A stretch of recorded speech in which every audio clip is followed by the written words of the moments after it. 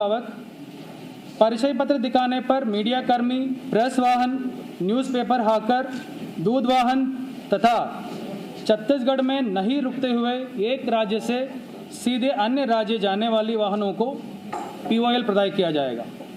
अन्य सभी वाहनों के लिए POL प्रदाय करना पूर्णतः प्रतिबंधित रहेगा। दूध पार्लर एवं दूध वितरण तथा न्यूज़पेपर हाकर द्वारा समाचार पत्रों की वितरण यानी जो दूध पार्लर और दूध वितरण तथा न्यूज़पेपर हाकर द्वारा समाचार पत्रों की वितरण की समयावधि सुबह 6 बजे से 8 बजे तक, सुबह 8 बजे तक एवं संध्या 5 बजे से संध्या 6:30 बजे तक ही होगी। ये भी स्पष्ट किया जाता है कि दूध व्यवसाय हेतु कोई भी दुकान पार्लर नहीं खोले जाएंगे। केवल दुकान पार्लर के सामने फिजिकल डिस्टेंसिंग एवं मास्क संबंधी निर्देशों को कड़ाई से पालन करते हुए उपरोक्त समयावधि में केवल दूध विक्रय किया जा सकेगी। औद्योगिक संस्थान एवं निर्माण इकाइयों को अपने कैंपस के भीतर यानी ऑनसाइट मजदूरों को रखकर अन्य आवश्यक व्यवस्था करते हुए उसकी संचालन की अनुमति होगी और इसकी जो परिवहन भी जिले की सीमा में नहीं होगी, जिले शहरी क्षेत्र की सीमा में नहीं होगी। उक्त अवधि में संपूर्ण जिला अंतर्गत संचालित समस्त शराब दुकानें बंद रहेगी।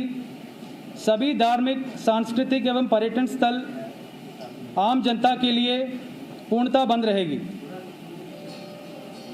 उपरोक्त अवधि में रायपुर जिला अंतर्गत सभी केंद्रीय, शासकीय, सार्वजनिक, अर्ध सार्वजनिक एवं निजी कार्यालय एवं बैंक बंद रहेंगे।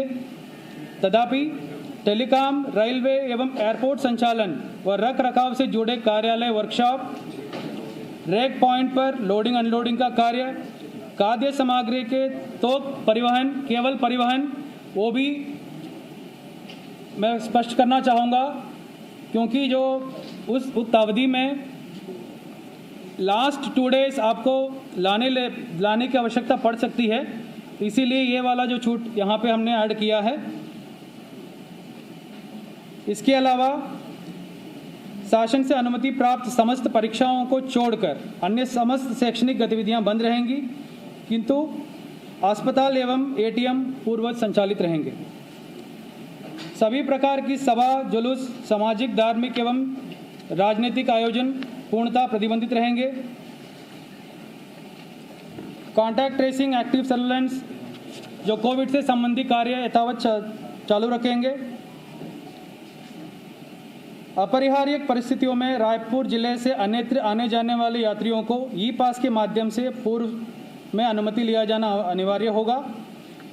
तथापि प्रतियोगी अन्य परीक्षाओं में सम्मिलित होने वाले परीक्षार्थियों के लिए उनका एडमिट कार्ड तथा रेलवे, टेलीकॉम, एयरपोर्ट संचालन एवं रखरखाव कार्य या हॉस्पिटल या कोविड-19 ड्यूटी में संलग्न कर्मचारियों एवं डॉक्टर्स की दशा में नियोक्ता द्वारा जारी ID कार्ड ई-पास के रूप में मान्य किया जाएगा।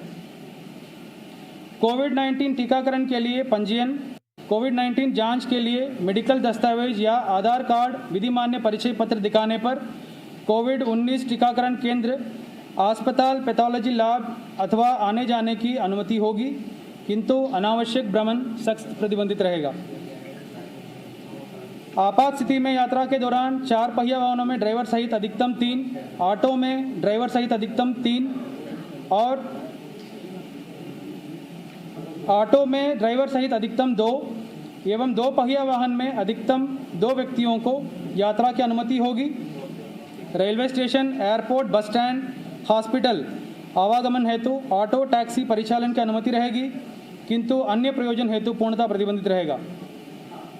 इस निर्देश का उल्लंघन किए जाने पर 15 दिवस के लिए वाहन जब्त करते हुए चालानी और अन्य कानूनी कार्रवाई की जाएगी। मीडिया कर्मी यथासंभव वर्क फ्रॉम होम द्वारा कार्य संपादित करेंगे।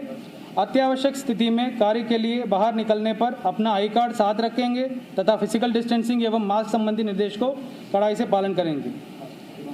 यह आदेश कार्यालय संभागीय आयुक्त, पुलिस महानिरीक्षक, कलेक्टर, वरिष्ठ पुलिस अधीक्षक, ADM, एडिशनल SP, उप पुलिस अधीक्षक शहर ग्रामीण, CMHO कार्यालय एवं उनके अधीनस्थ समस्त कार्यालय अनुविभागीय दंडाधिकारी, तहसील, थाना, पुलिस चौकी पर लागू नहीं होगा।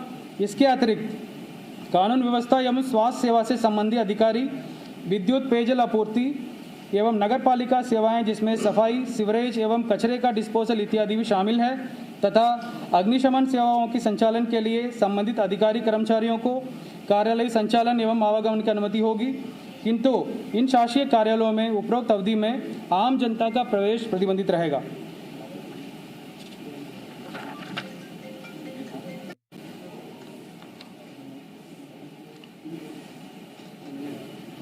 बढ़ते हुए संक्रमण को देखते हुए अभी जिला प्रशासन द्वारा डाक शासन के निर्देश अनुसार वर्किंग विमेंस हॉस्टल फुंडर में 270 बेड की व्यवस्था की गई है, जिसमें 20 ऑक्सीजन बेड होंगे।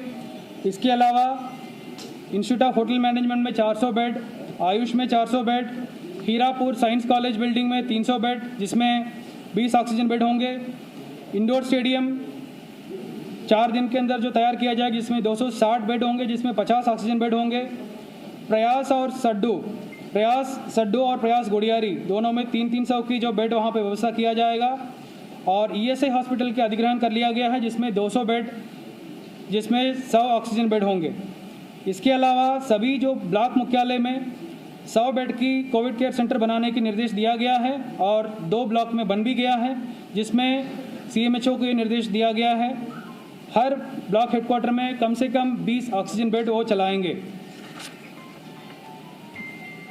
होम आइसोलेशन की जो व्यवस्था जारी रखे हैं, जिसमें रात के समय पर या दिन में कोई इमरजेंसी पड़ने पर इमरजेंसी वाहन की ज़रूरत पड़ेगी, उसके लिए 10 इमरजेंसी वाहन का भी वहाँ पे व्यवस्था की गई है। हर जोन में एक इमरजेंसी व्हीकल 108 के अलावा काम करेगा।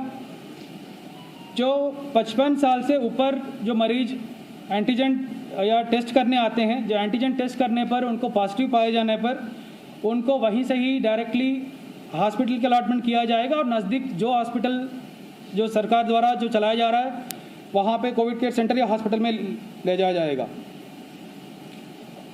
समस्त जो संक्रमित व्यक्ति यहाँ पे जो टेस्टिंग में आ रहे हैं या पॉजिटिव पाए गए हैं, उनको ना केवल उनके लिए बल्कि उनकी पूरे परिवार के लिए मेडिसिन किट दिया जाने की व्यवस्था भी की गई है। इसके अलावा संक्रमण रोकने के लिए तो इस वक्त ये बड़ी खबर हम आपको बता रहे हैं और बुलेटिन की शुरुआत इस बड़ी खबर के साथ। रायपुर में 10 दिनों का लॉकडाउन लगा दिया गया है। 9 अप्रैल शाम 6 बजे से 19 अप्रैल सुबह तक लॉकडाउन रहेगा। क्या पाबंदियां रहेंगी, क्या खुला रहेगा, क्या आपको हासिल होगा, ये इस वक्त collector S Bharathidasan press conference करके बता रहे थे। सीधी बात ये कि एसेंशियल सर्विसेज को छोड़कर, यानी कि जैसा देश में पहला लॉकडाउन लगा था, उन्हीं सेवाओं को अनुमति मिलेगी, बाकी लोगों को घरों में ही रहना होगा। तो दुर्ग के बाद टोटल लॉकडाउन रायपुर में कर दिया गया है। सत्य प्रकाश जी मीडिया संवाददाता रायपुर से इस वक्त इस बड़ी खबर पर हमारे साथ जुड़ रहे हैं। सत्या, लगातार ये मांग उठ रही थी, हमने भी सवाल उठाया था कि अगर लॉकडाउन ही कोरोना चेन तोड़ने का इलाज है और दुर्ग में अगर यही सोचकर लॉकडाउन लगाया गया है तो फिर रायपुर में लॉकडाउन क्यों नहीं, जबकि रायपुर में मामले लगातार बढ़ते जा रहे हैं और अब रायपुर में 10 दिनों का लॉकडाउन। बिल्कुल, देखिए 10 दिनों का लॉकडाउन और एक साथ 10 दिनों का लॉकडाउन लगाना जरूरी भी था और कहीं ना कहीं प्रशासनिक स्तर पे मजबूरी भी हो चला था। मजबूरी इसलिए क्योंकि अभी जिस तरह से लगातार संक्रमण का दायरा बढ़ रहा था और रायपुर में जो स्थिति दिख रही थी, अस्पतालों में ऑक्सीजन बेड के लिए मांग वाली स्थिति दिख रही थी। और ये खुद जो सूबे के कृषि मंत्री हैं, सरकार के प्रवक्ता हैं रविंद्र चौबे, उन्होंने इस बात को कहा कि मारामारी वाली स्थिति जो है वो अस्पतालों में कहीं ना कहीं ऑक्सीजन और वेंटिलेशन बेड के लिए दिख रही है। कमोबेश इस स्थिति से कैसे निपटा जाए, कोरोना संक्रमण का जो बढ़ता दायरा है उसे कैसे काबू में किया जाए, ये बेहद जरूरी अभी फिलहाल दिखाई दे रहा था। और इसके लिए भले शुरुआती दौर में लॉकडाउन को विकल्प नहीं माना जा रहा हो सरकार के द्वारा, लेकिन फिर से उसी विकल्प पर विचार किया गया और कमोबेश कारगर भी कोई विकल्प दिखाई देता है दूसरे अन्य विकल्पों के बजाय, तो वो लॉकडाउन कहीं ना कहीं दिखाई देता है। क्योंकि अभी दुर्ग की अगर हम बात करें तो दुर्ग में जरूर केसेस बढ़ रहे हैं, लेकिन एक स्थिति ऐसी थी जब रायपुर से ज्यादा केसेस दुर्ग में थे, लेकिन अभी कुछ ना कुछ वहां अंकुश लगता हुआ दिखाई दे रहा है। हालांकि रायपुर में जो लॉकडाउन होगा वो काफी एक तरह से हम कह सकते हैं कि एहतियात वाला, काफी कड़ाई वाला लॉकडाउन एक तरह से होगा आसिफ, क्योंकि मेडिकल की दुकानों के अलावा पेट्रोल पंप में वो भी जो इमरजेंसी सेवा से जुड़े हुए हैं उन्हें ही पेट्रोल डीजल दी जाएगी।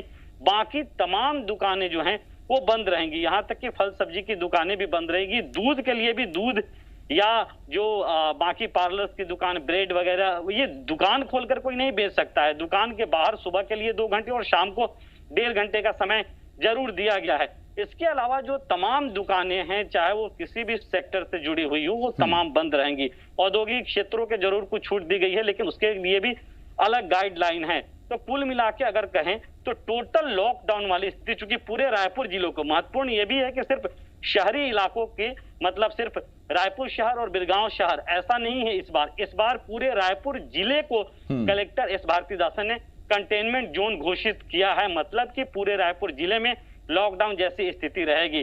बाहरी आवाजाही जो है वो भी पूरी तरह प्रतिबंधित रहेगी बगैर ई पास के। मतलब रायपुर की सीमा सील की जा रही है पूरी तरह से। तो 9 अप्रैल मतलब शुक्रवार शाम 6 बजे से 19 अप्रैल सुबह 6 बजे तक 10 दिनों का ये पूर्ण लॉकडाउन और बेहद कड़ाई वाला लॉकडाउन देखने को मिलने वाला है। जी मध्य प्रदेश छत्तीसगढ़ पर जितने भी लोग इस बड़ी खबर को देख रहे हैं, उनके मन में एक सवाल है। ऐसे बहुत से लोग जिनके रेलवे रिजर्वेशंस हैं इस अवधि में, जिनके फ्लाइट बुकिंग्स है इस अवधि में, उनके लिए क्या कुछ गाइडलाइन है? क्या सफर कर पाएंगे, नहीं कर पाएंगे? कर पाएंगे तो किसी विशेष पास की आवश्यकता होगी? देखिए, रेलवे यात्रा कर पाएंगे। रायपुर से वो रेलवे स्टेशन जा सकते हैं। उसके लिए उनकी टिकट और वैलिड जो आइडेंटिटी कार्ड है उसकी जरूरत होगी। फिलहाल जिस तरह का गाइडलाइन है उसके मुताबिक जो जानकारी। इसके अलावा एयरपोर्ट जाने वाले भी जा सकते हैं। वाहनों की, चूंकि वाहनों को इमरजेंसी आवाजाही के लिए या जरूरी आवाजाही के लिए अनुमति है, लेकिन उसके लिए क्षमता तय कर दी गई है। जैसे 2 पहिया वाहन के लिए, 4 पहिया वाहन के लिए, ऑटो के लिए उसकी 2, 3 और 4 ये क्षमताएं तय कर दी गई है। इससे ज्यादा लोग नहीं बैठ पाएंगे, वो भी कोरोना गाइडलाइन का पालन करते हुए। तो जिनको बाहर आवाजाही करनी है वो जरूर जा सकते हैं, लेकिन रायपुर से बाहर जो जाते हैं आते हैं उन्हें ई पास, मतलब पहले से पास लेना जरूरी होगा। आसिफ, बहुत धन्यवाद आपका सत्य तमाम जानकारी के लिए। सत्य प्रकाश, जी मीडिया संवाददाता, इस वक्त इस बड़ी खबर पर हमारे साथ जुड़े हुए थे।